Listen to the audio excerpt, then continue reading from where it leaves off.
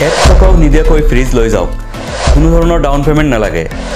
0% ইণ্টাৰেষ্টত ইনষ্টলমেণ্টত লৈ যাওক ফ্ৰিজ আজিকালি বিভিন্ন পৰ্টেলত এনেকুৱা বিজ্ঞাপন প্ৰায় দেখা যায় বিজ্ঞাপন দেখি বিভিন্নজনৰ মনত জাগি উঠে হেপাহৰ এটা ফ্ৰিজ বিজ্ঞাপনৰ এই জালত ভৰি দিয়ে বহুতো গ্ৰাহকে এনেকুৱা অফাৰ দিয়া দোকানত ভিৰ হয় বিভিন্ন গ্ৰাহকৰ গাঁৱৰ অজলা কাকাইদেউ হয়তো যায় ফ্ৰিজ কিনিবলৈ কিন্তু আপোনালোকে জানেনে পৃথিৱীত কোনো বস্তু ফ্ৰীত নাপায় দোকানত যোৱাৰ পিছত 18000 টকাৰ ফ্ৰিজ হৈ যায় 21000 টকা পিছত 21000 টকা ইনষ্টলমেণ্টত ভাগ কৰি দিয়া হয় বিশ্বাসৰ ওপৰতে ককাইদেৱে ফ্ৰিজ কিনি লয় কোনোবাই যদিও বুজি পায় কিন্তু পৰিয়ালৰ সকলোকে কৈ যায় ফ্ৰিজ আনিব গতিকে ককাইদেৱে বিশেষ চিন্তা নকৰি ফ্ৰিজ কিনি লৈ আহে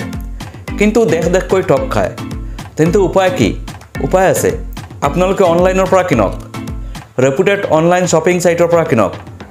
যদি স্যামসাং ফ্ৰিজ কিনিব বিচাৰে তেন্তে স্যামসাং শ্বপ বুলি এপ এটা আছে প্লে ষ্টৰত সেইটো এপৰ পৰা ফ্ৰিজ কিনক দোকানতকৈ 3-4000 টকা কমত পোৱাৰ উপৰিও 0% ইণ্টাৰেষ্টত ইনষ্টলমেণ্টত পাব 1 টকাও এক্সট্ৰা নিদি ঘৰতে ডেলিভাৰী পাব ফ্ৰিজ ইয়াৰ বাবে মাত্ৰ আপোনাৰ এটিএম কাৰ্ডখন ব্যৱহাৰ হ'ব যদি আপোনালোকে বিচাৰে তেন্তে স্যামসাং শ্বপৰ পৰা কেনেকৈ কিনে দেখুৱাম পৰৱৰ্তী ভিডিঅ'ত